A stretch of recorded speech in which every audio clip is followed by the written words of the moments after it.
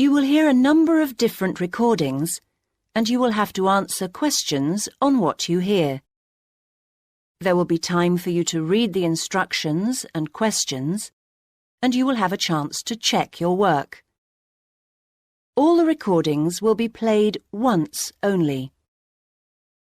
The test is in 4 sections. At the end of the real test, you will be given 10 minutes to transfer your answers to an answer sheet. Now turn to Section 1. Section 1. You will hear a woman called Mrs. Reynolds being interviewed by a police officer about an incident she saw the previous evening. First, you have some time to look at questions 1 to 5.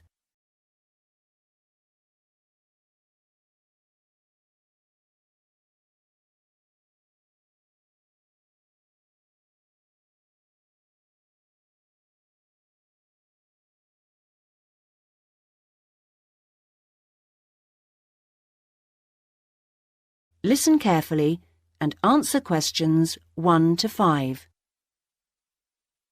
Well, if you can just tell me everything you remember. It doesn't matter how trivial it seems.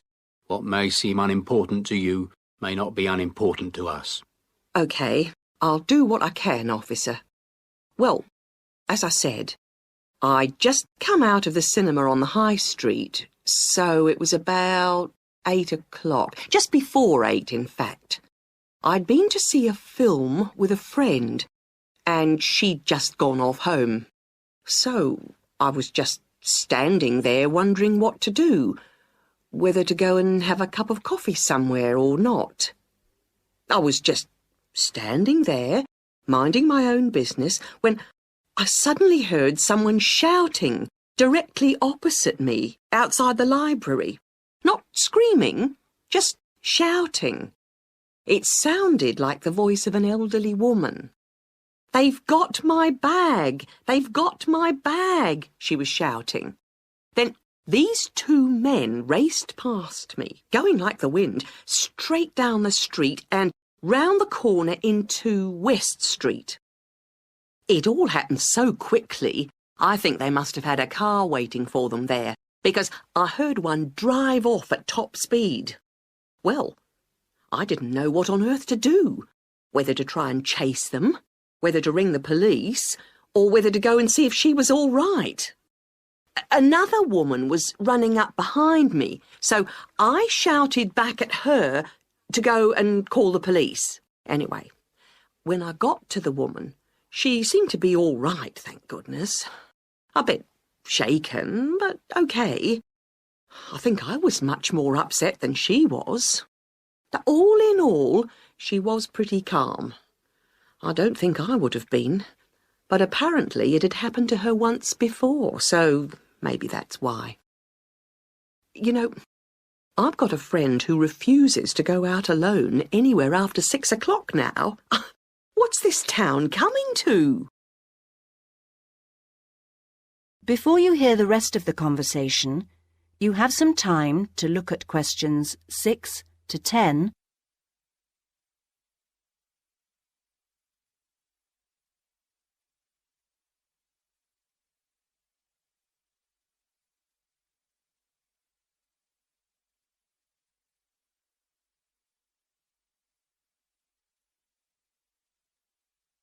Now listen and answer questions 6 to 10.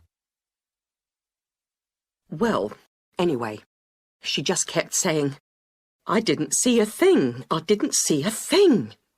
One of them had just pushed her from behind, and as she put out a hand to steady herself, the other one had just taken the bag from under her arm, and then he raced off across the road.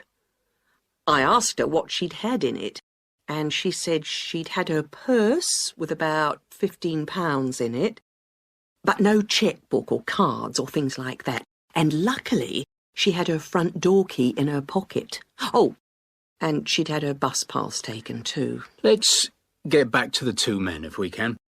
Just tell me everything you can remember about them. Well, there was a younger one and an older one. Well, Let's start with the younger one, shall we?